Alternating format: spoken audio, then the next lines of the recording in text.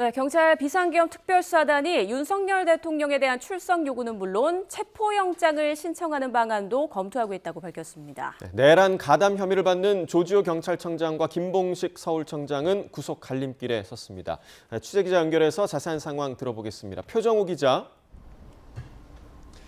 네, 경찰청 국가수사본부입니다. 네, 경찰 특별수사단이 윤 대통령에 대한 출석 요구, 또 더 나아가서 체포영장 신청도 검토한다, 이렇게 밝혔죠.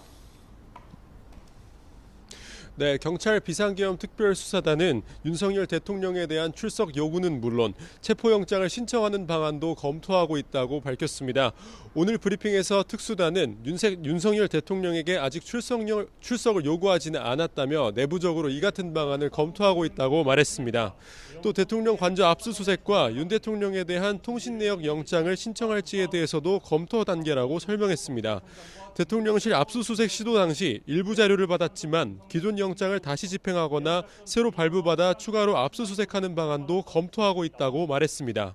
윤 대통령에 대한 구체적인 조사 시점은 경찰과 군 관계자에 대한 수사가 정리되는 시기에 맞출 것이라고 밝혔습니다. 이와 함께 비상계엄 심의 국무회의에 참석한 국무위원에 대한 조사도 이어가고 있습니다. 조규홍 보건복지부 장관을 포함해 국무위원 4명에 대해 참고인 신분으로 조사를 마쳤다며 한덕수 국무총리와 추경호 전 국민의힘 원내대표 등과도 조사 날짜를 조율하고 있다고 말했습니다. 네, 지금은 조지호 경찰청장과 김봉식 서울청장의 구속영장 심사가 진행되고 있죠. 네, 오늘 오후 3시부터 서울중앙지방법원에서 조지호 경찰청장과 김봉식 서울청장에 대한 구속 전 피의자 신문이 진행되고 있습니다. 그럼 조 경찰청장의 법원 출석 장면 함께 보시죠. 윤석열 대통령 6번 전화해서 국회의원 체포하라고 지시한 거 맞을까요? 윤 대통령이 항명한 사실 있나요? 경찰은 조 청장과 김 서울청장이 계엄을 앞두고 윤 대통령과 만나 관련 내용을 들었던 점을 중요하게 봤는데요.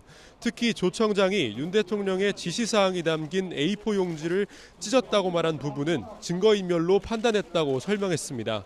특수단은 또 윤 대통령과 경찰청장 등의 안전가옥 회동과 관련한 CCTV도 분석하고 있다고 말했습니다. 이와 함께 조 청장이 윤 대통령과 6차례 통화할 때 사용한 보안폰을 확보해 분석하고 서버 위치도 확인하고 있다고 밝혔습니다. 다만 조 청장이 국회에 출석해 비상계엄 선포에 대해 TV를 보고 알았다고 진술한 것과 관련해선 선서를 하지 않은 것으로 확인돼 위증죄 적용은 힘든 것으로 본다고 설명했습니다. 지금까지 경찰청 국가수사본부에서 YTN 표정우입니다.